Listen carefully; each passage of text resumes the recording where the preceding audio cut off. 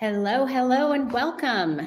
We are going to have such a fun session today. I know that my co-presenter is also excited to chat with everyone today about how to nail your MBA admissions essays.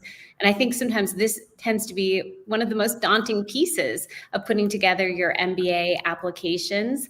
And so we're here today to offer some great advice based upon our years of experience working in MBA admissions. Hi, everyone. My name is Sharon Joyce, and I've been working in MBA admissions and really admissions, almost for about 30 years. So hopefully I will be giving you some sage wisdom here today based upon reading, oh my goodness, probably tens of thousands of MBA admissions applications. And I also want to give a warm welcome to my co-presenter, Bill. Bill, why don't you hop in? Great, will do. Thanks, Sharon, and welcome to everyone. I hope you'll enjoy our session today. We've got a lot of great information to share with you about how to really nail those essays and what are some of the key things to think about when you're preparing your application.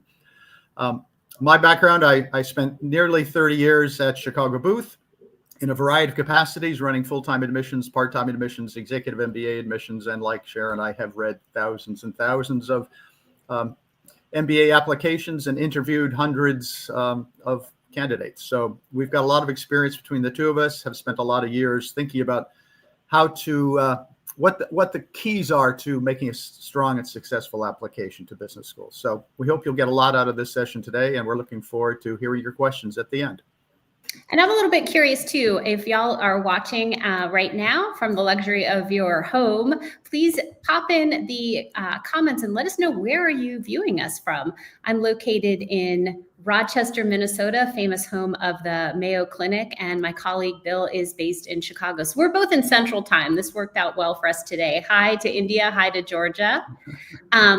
Let's just talk a little bit about our agenda. We are covering so much today in our session, really going everywhere from why do essays even matter, talking about the introspection that needs to be done to write compelling admissions essays, and also how to deal with some of those tricky open-ended prompts like the infamous Stanford, what matters most to you and why.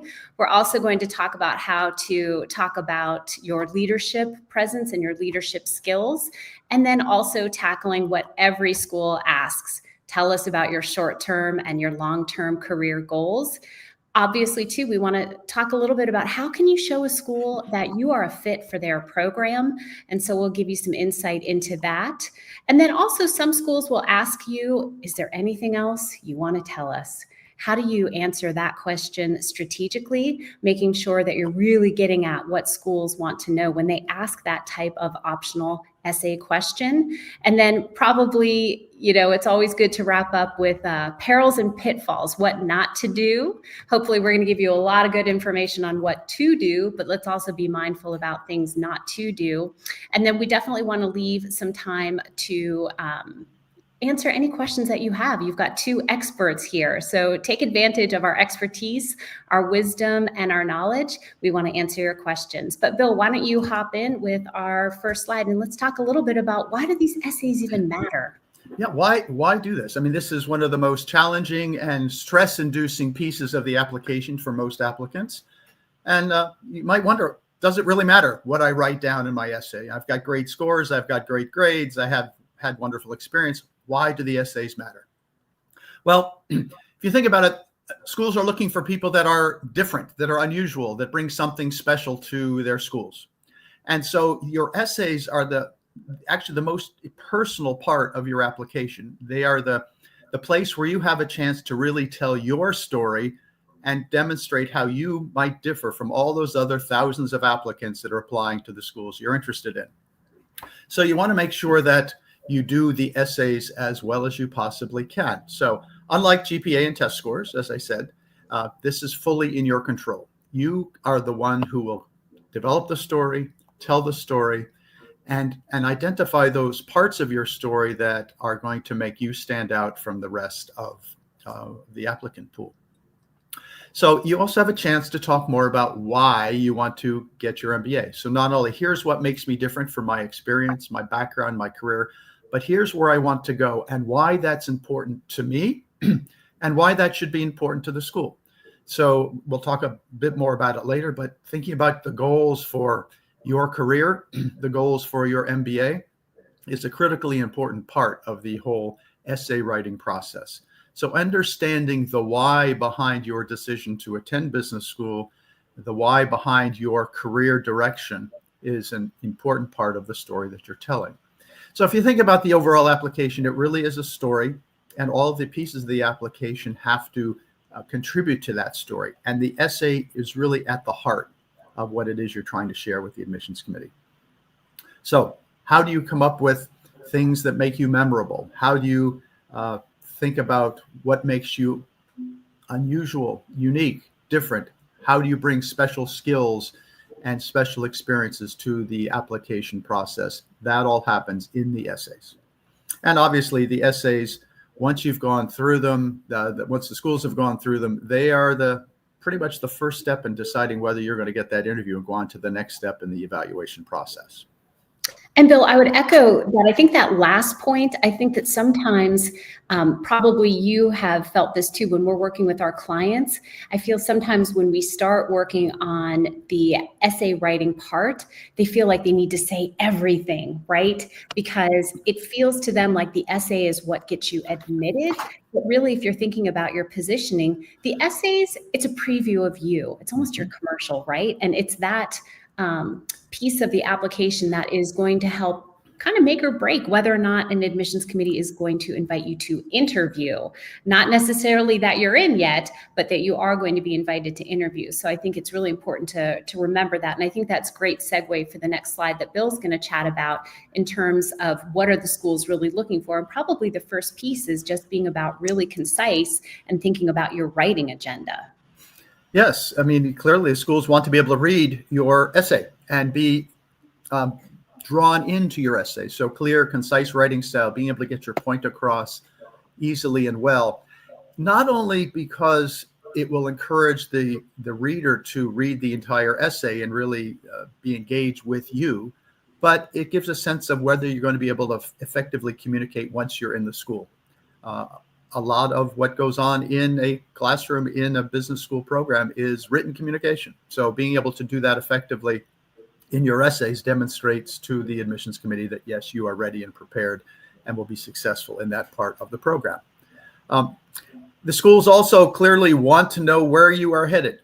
What is your career path to date, and where do you want to go in the future? And you want to be able to demonstrate that you've thought through this logically, that your experiences in the past lead in a reasonable way to where you want to go in the future. Yes, career pivots do happen. Career pivots are probably more the rule than the exception. Many students go to business school to make a career pivot. But being able to demonstrate how that pivot makes sense is an important part of your essays, if that's the direction you're going to take in your career. You also want to make sure that you let the admissions committee know that you understand their school. What is the culture? What is the educational philosophy? What does the school think are the important elements that make them unique? And being able to talk about that and why that resonates with you. What is it about? Whether it's Wharton or Chicago or Kellogg or Stanford, what is it about that program that really, really intrigues you? Is it a particular program? Is it a particular faculty member? Is it what the student culture, opportunities to travel or spend time abroad? What is it about the school that resonates with you and will contribute to your career path? Very important part of the story that you want to tell. Then clearly schools are looking for not only people that have done well academically, but who have had significant leadership, teamwork, and demonstrate emotional intelligence. How do you interact with other people? Again, you're going to be working in study groups. You're going to be working with a large number of other very capable people. And the schools want to make sure that you are going to be a good fit and be a good member of that community. And then finally, they want to get a sense of who you really are. They can read a resume, they can look at statistics, they can look at GPA and test scores. But through the essays, you have a chance to tell the admissions committee what makes you tick, what are your interests, what makes you interesting, exciting, different. And that's what the schools are looking for a group of people, if you think about the entire class, who bring different things to the table, who are going to interact well and who are going to be a contributing part of their communities. And I think, Bill, sometimes that's the biggest struggle. I know that we work with, I think, a lot of people who are, engineers by training, or people who have finance backgrounds. I think people who tend to be just, tell me the facts. And so I think sometimes when they see these essay questions like, what makes you feel alive when doing it and why? Or, Duke's top 25 things about me. I think sometimes they're a bit stuck about, oh my gosh, I didn't think I would have to answer questions like that about myself. And honestly, I haven't even thought about some of these questions. So I think that a lot of times, one of the biggest takeaways that our clients really report enjoying and kind of a pleasant surprise is just the amount of introspection that they've done before they have hit that submit button. And these lessons from their introspection carry over with them. So Bill, why don't you talk through a little bit of the introspective piece? Yeah. So the introspection, I think for a lot of candidates, is something perhaps they've not done. I know I certainly did not do a lot of introspection when I applied to business school. For many candidates, it's kind of, well, I did well in high school, I did well in university, I did well in my career, and just the next logical step is to go on to business school. But to prepare a really effective application, a strong application, you really need to think deeply about what it is that makes you tick, about what it is you really want to do in the world, and why that's important.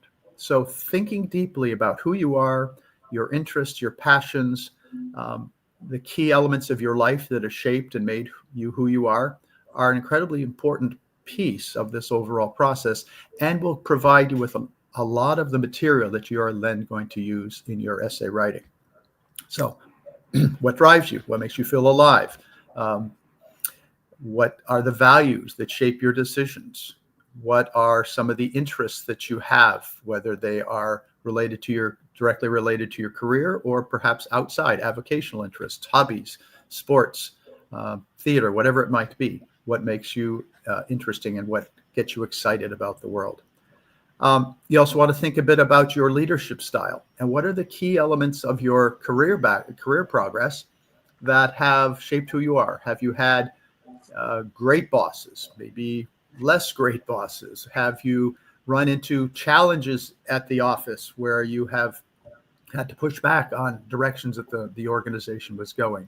What are some of those elements of your background and career that have really helped you define your own leadership style and your own view of leadership? Similarly, are there aspects of your background, challenges that you have faced, your family has faced, that have led you to kind of develop a particular worldview? All of those things are incredibly important and are going to be a key element in writing your essays. There are also a variety of tools that one can use to help assess and help you dive into some of that introspection. We have a lengthy questionnaire at Fortuna that we ask most of our clients to fill out. That's a great step. But there are other tools as well, such as Clifton Strengths, which Sharon can talk a lot about because she is an expert coach in Clifton Strengths. Yeah, and so I want to add to that too, like using tools like Clifton Strengths. Some people have taken things like Myers-Briggs or Enneagram or the Whole Brain. These are these inventories, or these tools that really help us identify our key talents, our key strengths. And it's so funny, when I do work in the Clifton Strengths space as a certified Clifton Strengths coach, I'll oftentimes work with clients who like, oh my gosh, this profile reads so much like me, but I've never had this language to express what I'm doing or what I have a natural affinity for. And sometimes really amazing stories come out of using tools like Clifton Strengths. A quick anecdote, I had a client who is an engineer by training, but he had a high degree of relationship building in his profile. And we used that to craft a really moving story about how he really brought some inclusivity to a team that he was working on a really tough project located on an oil field in Kazakhstan. And so again, working with a coach to kind of tease out some of these pieces in terms of the introspective piece are some of those things that really can help tip the scale, because at the end of the day, you want to make some sort of emotional connection with that person who is reading your application on the other side of the screen. I tell people this, Bill can probably back me up, but gosh, when I worked at Berkeley Haas, I was reading 30 applications a day, 3 days a week, starting in October and not ending until late April, early May. And I would know every day when I was starting that group of files to review, there might be 5 people who I was going to pass on and recommend to be invited to interview. And so I think that if you do this introspective piece, you're going to find those stories that really bring life to who you are and really helps you make a connection with the person who's reading you on the other side to hopefully then be invited to interview because they find you intriguing. They see that you're self-aware and that you're bringing authenticity to your application to their particular program. So with that, Bill, why don't we start drilling down a little bit and talking about some of these components? Can you kick us off talking about how to tackle those tricky open-ended prompts? Scary for everybody. How do I handle this? I don't know what to say. I mean, that's a typical response to most of these questions. So whether it's the Stanford, basically tell us what makes you feel interesting, or Booth's new question, which is a series of pictures, and you get to pick one and write about it. Oh my goodness. That is a big change this year, by the way. It is. So, how do you handle these things? And as we said here, so they aren't like traditional essays. It's you can't go point by point by point. These are very much stories, and you are trying to convey a message, convey something about you, convey interesting ideas to the admissions committee as if you were a screenwriter, as if you were writing a play, as if you're writing a movie. So the way to really start, and it's great if you have the chance to brainstorm these ideas with someone else, whether a coach like some of us at Fortuna or a friend or what have you, but basically just kind of dump all the stuff that might be possible to talk about into the basically the kitchen sink, right? So come up with a variety of ideas, a variety of experiences, a variety of vignettes that could be possible topics for your essay. And then talking through those, what do these ideas convey about you? What do they say about your values? What do they say about your drive, your initiative, the things that make you different? And then basically pick some of those stories, little examples that you can then talk about in more detail. And I always like to have clients basically start with a little vignette. So the first paragraph is a story. It might talk about the challenges that someone faced when they were growing up with illness. It might be talking about a story where they have worked with a volunteer organization to help sheltered abandoned pets. It could be any number of things to kind of catch the eye of the reader, make them kind of interested in reading further, but then set up the rest of the story to talk about why those issues are important to the candidate and how those issues have had an influence on their career and their leadership style. And as we say here, always thinking about so what or why. And I think you'll hear us talk about this throughout this presentation today.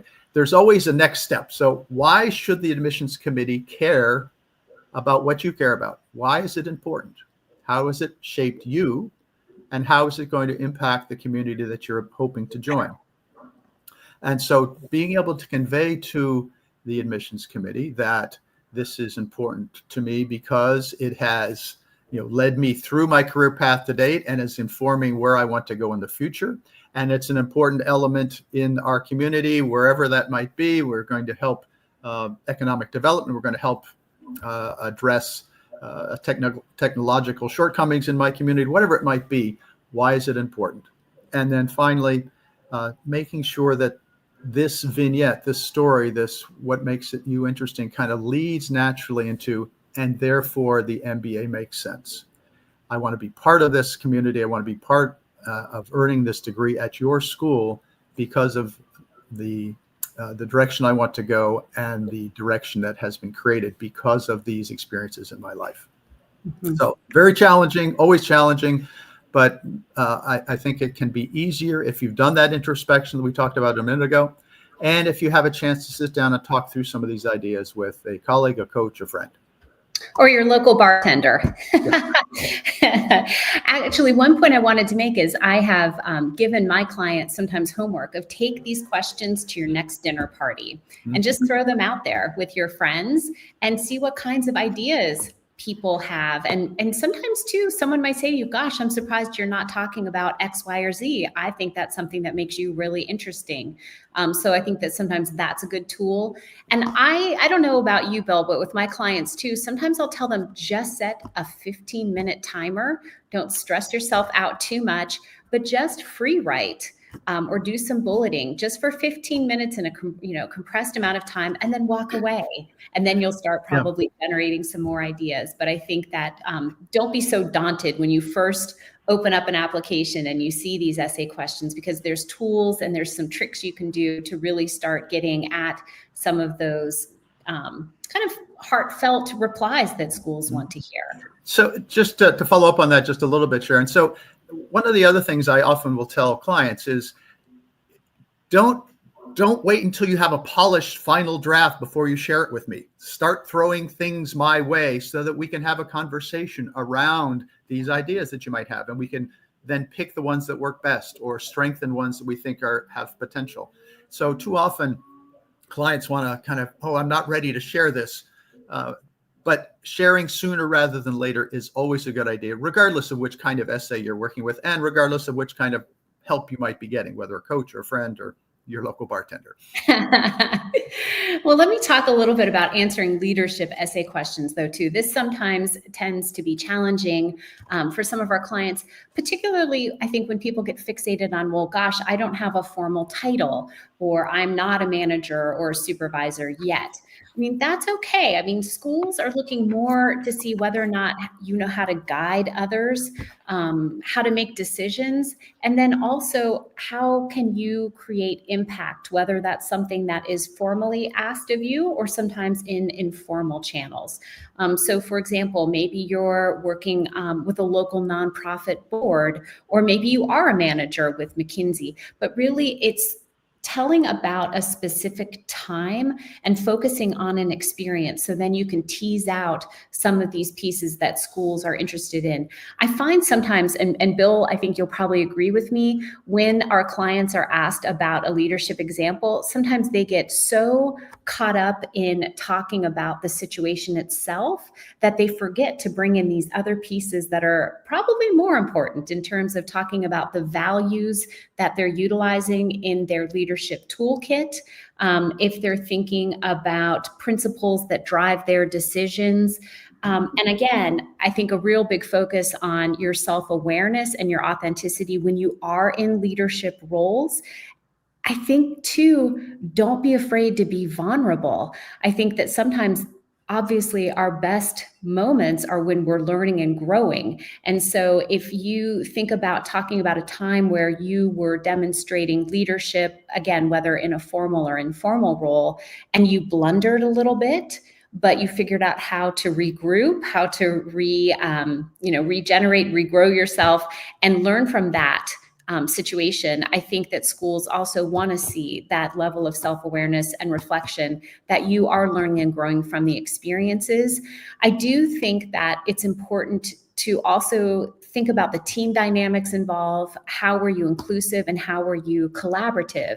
Because leadership can't operate in a silo, right? We need others to accomplish goals. And so I think being able to show that you know when to step forward as well as when to step back and to help develop others to also reach their potential and their growth is also a dynamic that schools would like to see when you're having commentary on your leadership skills. So I think overall too, it's important to show a takeaway about your leadership style. And I think it's also really important though too, if you can also then connect it to that school. So what is it at Haas in terms of Professor Kelly McElhaney's leadership equity fluency class that you would also like to use to hone the leadership skills and the leadership attributes that you have already to grow even more so in your leadership role. And again, just to recap too, you'll be asked to talk about an experience, but again, don't get too in the weeds about that.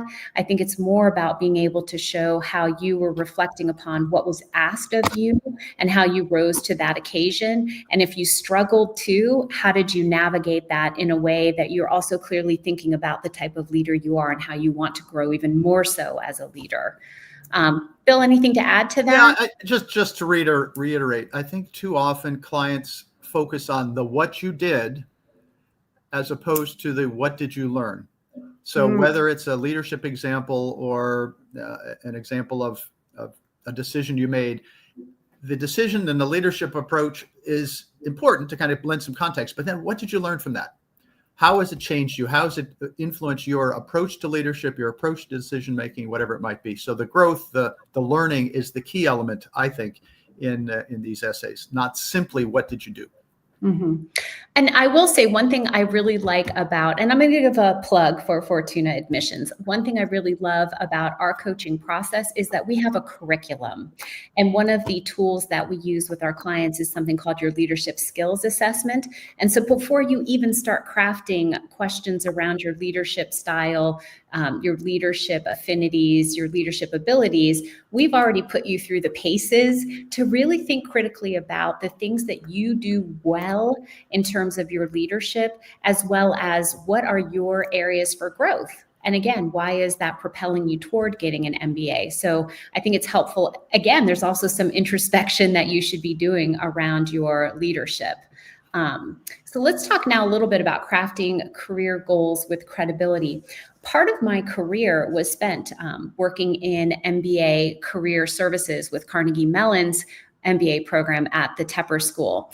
And I remember thinking, once I moved to Haas and I was doing admissions work, in the back of my mind, when I'm reading someone, is what they say and what they want to do something that they can actually achieve at our program? Schools, top flight MBA programs, they want to have students coming in who want to change the world, who want to make an impact, who are movers and shakers, but that there's also a practicality there that what we are offering at our school will help you achieve your goals. And so I think that that's really important to make sure that there is a connect between that you have big dreams, but they're grounded in reality in terms of what that school offers and what you'll be able to leverage should you be a student there. With the short-term goals, they should logically kind of build on some of the skill sets that you already have. I think that sometimes too, for our clients who are trying to make career pivots, particularly if they're pretty bodacious career pivots, sometimes you really have to help an admissions committee connect those dots. What are those transferable skill sets that you'll be able to take with you as you pivot into either a different industry, different career, job families, things like that. And so making sure, again, that there's this logical connection to what you've done in the past to where you want to be able to go in the future. So again, I think it's really important to connect the dots with that. With your long-term goals, I think that sometimes we have clients who get hung up on a title, right? Like, I want to be the COO. I plan to be the CIO. I'm going to be an entrepreneur. I think it's great to show that you've identified career trajectories, job pathways, things like that. But I think that schools want to see, though, in terms of your arc, what is the bigger impact that you want to make within a particular industry, within a particular sector, and to show that you have done your research in terms of what's already in that space and how do I see myself adding and also elevating in that space. So I think, again, thinking about the broader impact that you want to make. And the one thing is, like, when I was saying earlier, in terms of thinking about something that's achievable at that school, this is where you want to show that you have really done your research, not just kind of a cursory web search, but you've really thought about the different resources at that school, whether it's academic pieces, whether it's co-curricular pieces that will really help bolster and augment what you're doing so that you can achieve your goals. So specifically being, involved in the consulting club, doing case competitions, thinking about different treks that you might want to take advantage of to go visit employers, different networking opportunities and things like that, so that you show that your short-term and your long-term goals will be achievable, not just because of these academic resources, but all of the other resources that you plan to leverage as well. And then in terms of thinking about how the school will support your transition and growth, there's this whole thing that we talk about with thinking about recruiting alignment. I'm sometimes surprised when I'm working with clients, prospective clients, who are not aware that schools do publish their career and their job placement stats. So make sure you're looking at those on the school's website. Download a copy of their recruitment presentation, their recruitment reports. Who were the top companies coming to that organization? What are some of the bigger industries that students are flocking to at that particular school? If you're an entrepreneur, how do you show that you are able to be a self-starter and that you will be successful and you know how to leverage all of these different resources so that the school can support you as well, even if you have maybe a quote unquote more non-traditional path, and just showing that you understand that you will need to maybe be a little bit more self-directed in your job search. And so I think that overall, again, I love that Fortuna part of our curriculum is also, we have this whole piece that is a career visioning workshop. So again, by the time you go through those paces, you really have written your short-term and your long-term career goals out. And we've had conversations about them in terms of thinking about how is that going to be received by the particular schools for where you plan to apply, to make sure that there is that recruitment alignment, which is so important for schools to be sure that they can help you achieve your goals, that you will not just go to school there, but you're going to thrive in that community.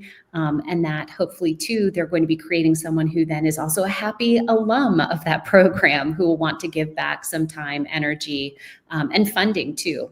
So I don't know, Bill. I mean, I think I covered most of it, but any comments? Yeah, no, I think the one question I ask clients to think about when they're trying to craft their long-term goal is really, what problem do you want to solve? What impact do you want to have? And what problem do you want to solve? So whether it's, I'd like to help small startup biotech companies do more to solve issues of cancer, or I'd like to bring more consistent power to small villages in my home country. What is the problem that you think you might be able to solve, and what is the role you'd like to play in doing that? And that kind of helps guide not only what it is your long-term career goal might be, but also starts to get at the why is this important, and how do you then communicate that to the admissions committee? And aligned with talking about your career goals, we were talking a little bit about making sure there's that recruitment alignment. This is that larger picture about demonstrating school fit. The biggest thing is you got to get beyond a brochure and website browsing. A lot of it is taking advantage of people who are there and happy to speak with you. Almost every school has student ambassadors. Sometimes their profiles and their email address is on their profile. Reach out with maybe one or two people who would have a natural affinity with you in terms of maybe you went to the same undergrad, or maybe they are interested in the same career trajectory. Reach out and ask them some questions like, what surprised you the most about attending HBS? Or tell me about a time that you were challenged at school, and how did you overcome that in terms of, managing maybe recruitment alongside rigorous academics. And then also maybe asking questions about how did the school support your growth? And so definitely reach out to current students and alumni. Right now, there are a lot of different MBA fairs going on really across the world. And so also attending some of these different MBA fairs, usually there are representatives from the schools as well as alumni who come to speak on panels. So show up for these events and just really chat with people, talk to people, and then make sure you take some notes afterwards, because sometimes some of these conversations that you have will end up being sound bites in your essays. Like, gosh, I was so amazed when Vivek was telling me about what they were doing in the incubator at Berkeley.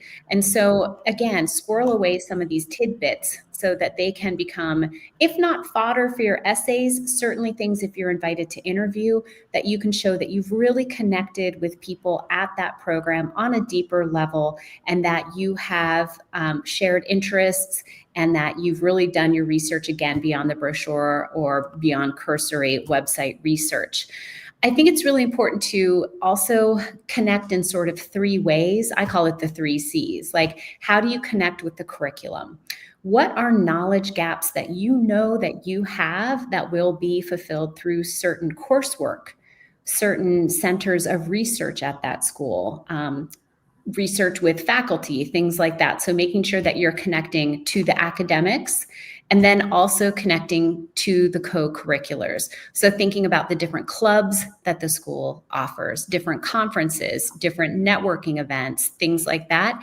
And then I think the 3rd C for me is thinking about the community. That can mean a couple things. It could mean the community. So for example, Haas has the 4 defining leadership principles, and that's really embedded in the DNA of that school. It's also thinking about the community, perhaps where that school is located. So proximity to Silicon Valley, being in New York City, the epicenter of finance. So I think it's important to also think about kind of the community itself and how you will leverage that, and how that is relevant to your own journey, getting back to what we were just talking about in terms of short-term, long-term goals, things like that. I think it's important, though, to show how you will give back. I don't know, Bill, how you feel about this, but when I was reading applications where I felt like it was just a lot of taking, I can't wait to do this, then I will do this, then I'm going to do this, and nothing about like, how are you going to give back? I think it's really important to make that connection too. Schools want to see that you've done your homework, that you will be able to thrive there, but then you're also going to elevate the experience of others. And so I think that that's really important to really demonstrate that you know that what you're going to bring to that program will also, leave it as a better place for others as well. So I think that that's really important. And then finally, a nod to talking about why now. So why is it time for you to go back within your career trajectory and take this 2-year pause to go and pursue your MBA, and being clear that, this is something that's been on your radar screen.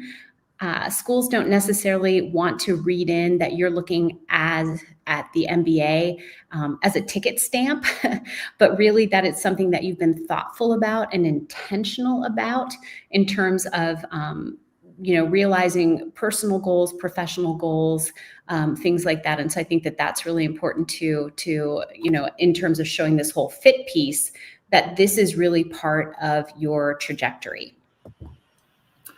Yeah, one of the things I'd like to add is, although we talk about going beyond the website, make sure you read the website too. There are often critical elements of the website that will give you a sense of how the school thinks about itself. So whether it's Haas's principles of leadership or Chicago Booth's Chicago approach to education, understanding what those are will give you a sense of the culture and the approach the school takes and what they think are important. And you need to understand what those are, number 1, so you can talk about them, but 2, to determine whether those cultural attributes or approaches to education are things that are important to you or resonate with you.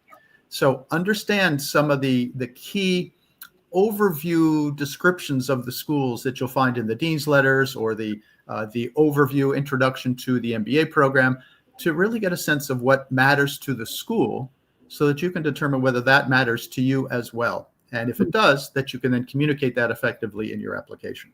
Mm-hmm. And that's a great point. Another tip for those of you who are listening with eager ears, I always direct my clients to take a look at the alumni magazines. particularly just recent editions. You can always find them. They upload them as PDFs, and take a look at what some alums are doing. Again, seeing like, where do graduates land and what are they doing? And you also might find some people who you're going to end up networking with and chatting with and having conversations with. So again, I think that that's another great piece in terms of demonstrating school fit, is taking advantage of the different alumni pieces that they put out there for you to read and take advantage of, and learn more about a program that way too. All right, so let's talk a little bit about the optional essay. So with this, Duke has a question. Let me read this. If you feel that there are circumstances of which the admissions committee should be aware, for example, unexplained gaps in work, choice of recommenders, academic performance, please explain them here. So the optional essay, really, there are two flavors of it. One flavor is to address any red flags that an admissions committee might have about your ability to succeed, persist, and thrive in their program. So use that if you need to address maybe a weaker GPA, or maybe a gap in your work experience. The biggest thing, though, is that when you're explaining any sort of perceived weaknesses, it's important to share how you've mitigated that weakness and really show some ownership and potentially some growth. So for example, if you had a weaker GPA as an undergraduate student, maybe it was because you were too tied up in pursuing extracurricular activities, things like that. So talk about how you've gotten better about time management. If you have a lower quant score on one of the standardized tests, have you taken MBA math? Have you taken maybe a stat class or something like that, to show to the admissions committee that you understand what's going to be expected of you in terms of the rigorous academics at their MBA program. And so I think it's important to think about that, to not just kind of, yes, this happened, what have I done to overcome that as well? But there are also some optional essays that, like MIT's right now is, we invite you to share anything else that you would like us to know. So that's really another open-ended question. So with that type of open-ended question, when it's kind of giving you free reign, think about anything that has not already been said, right? Is there something that you strategically want a school to know about that you couldn't answer in their other essay questions? So maybe something about a passion project that you have that you haven't been able to share more about.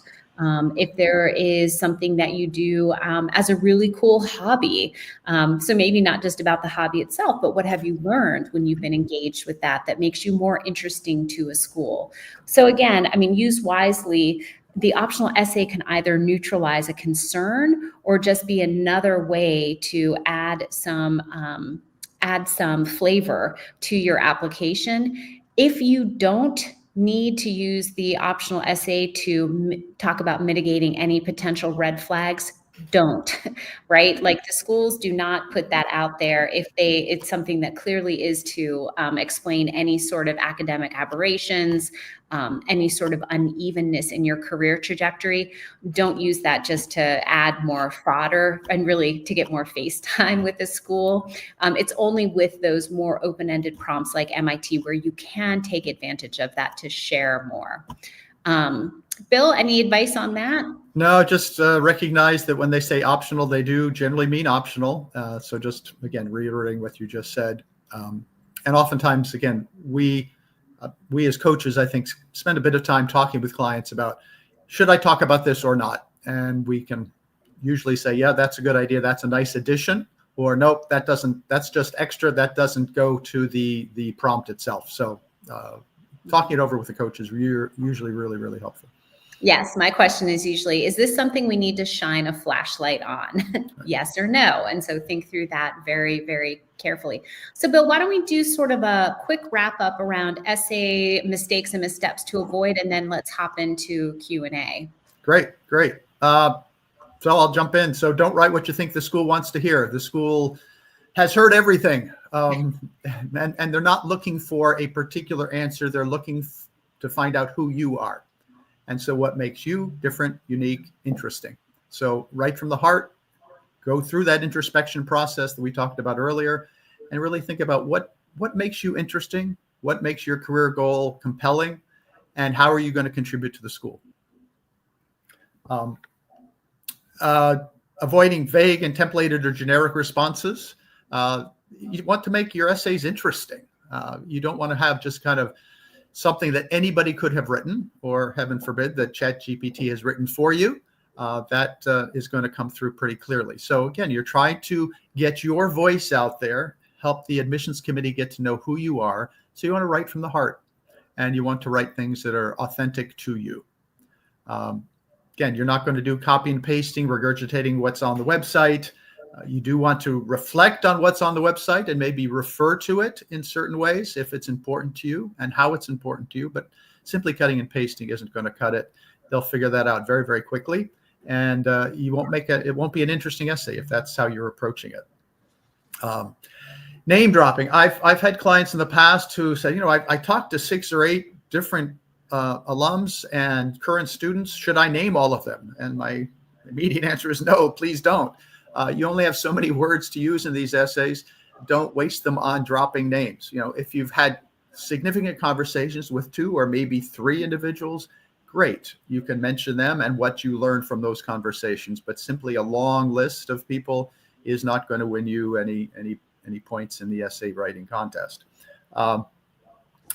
Your essays need to be elaborating on your resume, not repeating your resume. They will have the resume. They will understand what your titles were, what your progression was, what some of the key responsibilities and accomplishments you've had. You don't need to detail those in your essays. Instead, you want to write about why those were important. How did they shape you? What did you learn from those experiences? And how has that shaped where you want to go in your career? And how is the school going to help facilitate that? Again, don't lean on AI. It's incredibly easy to use, and it's very tempting to use, and can provide some great insights and information for you. But you're not just going to dump everything into an AI engine and have it spit out the essay that you want, because it won't know you as well as you know you. So you, again, don't want to rely on an artificially generated essay. You want to really use your own voice. And finally, you want to answer the actual question. There's a tendency, particularly when you're applying to multiple schools, to try to minimize your workload by taking the same essay and tweaking it a little bit to fit into somebody else's prompt. Sometimes that works if the prompts are really, really close. You know, tell me about your career goals and why you want to come to school X. That's a fairly straightforward, easy way to kind of use the same essay multiple times. But too often, candidates will try to adjust an essay just a little bit that doesn't quite fit. And again, schools know every school knows what the other schools are asking. They have a sense of what those prompts are, and they can tell if you have taken an essay from another school and applied it to theirs. So again, avoid that. Read the prompt, read the question carefully. Make sure you're answering what the school is asking for. I would agree. I really disliked reading the essays that were absolutely shoehorned into some of our prompts, especially if they forgot to change the school's name. Oh, yeah, yes. So make sure happens more often than you think. Oh my goodness. And you know, I would echo what Bill just said about AI. I think that obviously as a tool, there's some great takeaways, but AI for sure has a head, but it does not have a heart. And so if you're leaning into AI too much to help with your essay writing, it will come through. You'll lose that authenticity, which is really the crux of what schools are looking for when they are reading through your essays. So final advice with getting started: don't rush. Hopefully that's what you've learned from today's session. You got to do a lot of reflection to make sure that you're really showing your self-awareness, your authenticity, being able to show times when you've been vulnerable, things like that. I always like to talk about having a bit of a writing agenda though. What are some things that a school needs to know about you not just the nice to know about you. And again, I think that's sometimes where clients get caught up on thinking that their essays are what gets them admitted. Your essays are sound bites. They are the first representation of who you are to get you invited to interview. So don't kind of skip over that step. Really think about, at your core, what is really important for schools to know about you. We've already talked about being able to show that you're open to growth, you're open to being vulnerable, you're open to coaching, things like that. Schools don't want to bring in people who are combative to a growth process, because you're going to learn and grow so much in those 2 years. It's incredible. I think one of my favorite things a student said to me at Berkeley Haas was, I feel like every day when I leave this building, I am a different person, because I came into contact with someone who taught me something or said something I had never even thought about. So I think showing that you are really eager and open to growing is absolutely critical to demonstrate to an admissions committee. And the biggest thing is talking to us. I think that partnering with a coach is a great way to help you really put your best foot forward. You only want to go through this process once. Being a reapplicant is not fun. So think about, reaching out with Fortuna. Bill will give you some information on how to set up a free consultation with us to see if working with a coach might be right with you. And I do think that it pays dividends in many ways. I think not just because we're there to help you put the mechanics of putting together a great application, but I think in terms of having a thought partner who can really help you think through the lens of someone who has sat on the other side of that table and who has read, 30,000 applications across their career, to really give you some great feedback to make sure that you are putting your best foot forward. So let's talk a little bit about Fortuna quickly, Bill, if you can. Sure. So about us, founded about 10 or 12 years ago, and a large number, all of our coaches are either former directors of admissions or members of admissions committees or readers at the various schools across the world. All of the top schools are represented among our coaching staff. And we provide, guidance on the whole process. We push you to think deeply about who you are and what you want to do. We help you with kind of going through the process, understanding what the deadlines are, understanding what you need to do to be successful. As Sharon said, we have loads and loads of experience in reading applications and knowing what schools are looking for and how to best present yourself. And we do offer free consultation, and you can get that. You see the site there, info@fortunaadmissions.com. If you'd like to sign up for a free half hour to kind of get a sense of what not only we do, but kind of get a perspective on your candidacy for wherever you might be applying, we'd be happy to talk to you. Sounds great. So let's open it up for Q&A. Right off the bat, Natasha's asking about, in particular, the HBS essays, but really I think this applies to many of the essays if you're given very, very rigid word counts. A lot of schools have dropped to 200 words, 250 words, 300 words with some pretty big questions. For example, HBS asking about how you're business minded. And her question is like, how do you divide it up? What percentage of that 300 word essay should be about past experiences versus, what you want to do in the future? Why an MBA? So Bill, how do you divide that up with your clients? Well, I don't have a hard and fast rule of this percent, this percent, this percent. It really depends on what it is you're trying to communicate. And so particularly for the Harvard one, which is, again, relatively new, this is the second year of this question, is to really focus on a particular aspect of your experience, not trying to get into everything you've ever done, which you don't have room to do that, but focus on one short little vignette. So maybe the first 20% of the essay is going to cover that, and then you're going to jump into, what have you learned from that, and how has that influenced where you want to go in your career? So it's kind of an opening hook, really, telling an initial story about some aspect of your career that is important and how you've developed a business mindset through it.